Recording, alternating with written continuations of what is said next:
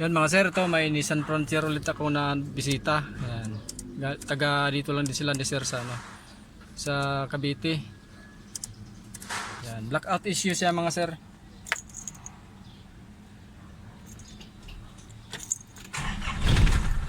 Yan, nandar yan mga sir pero wala eh. Hindi gumana yung RPM. Walang labas na display sa Udo. Tapos yung fuel at saka temperature yan, hindi rin gumana. Hindi nila alam kung may gas pa ba sila wala.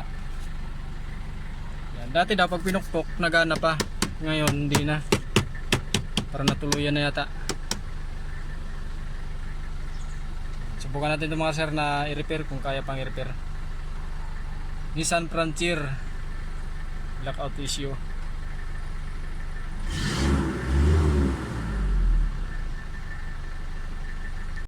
Yan, ito na mga sir yung panel gauge ng Nissan Frontier blackout issue mga sir. Subukan natin itong i-repair mga sir kung kaya pang i-repair. Hindi pa naman ito nagalaw sa iba eh. Yan, dati daw pag pinupukpok nagana. Tapos hanggang sa tuloy-tuloy na hindi na talaga gumana. Buksan natin ito mga sir.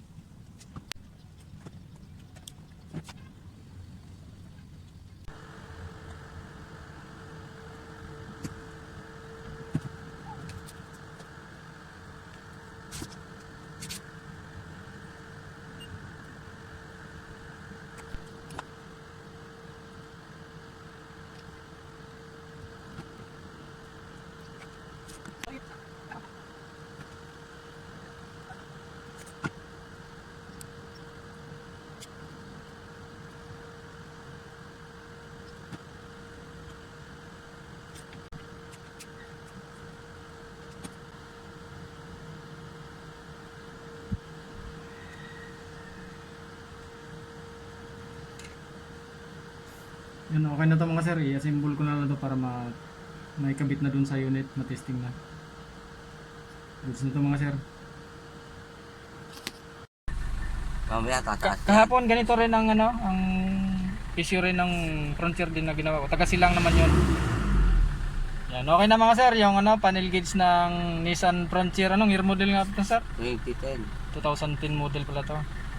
Yan, blackout issue mga sir ngayon, okay na siya. Yan, may display na yung Udo.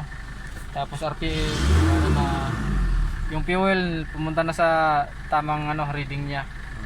Tapos yung temperature rin, dahan-dahan ng mataas. Nissan Frontier mga sir, blackout issue na taga-Imus lang kayo sir no? Yan, taga dito lang din sila ni sir sa ano, Cavite. Yan lang mga sir, maraming salamat. Okay. Napapalo ng ano niya, no? Ano sir, maganda pa yung hatak nito sir, pakiramdam ko sa acceleration niya eh. Responsive pa no? Yan, okay na sir, kahit ipukpukin.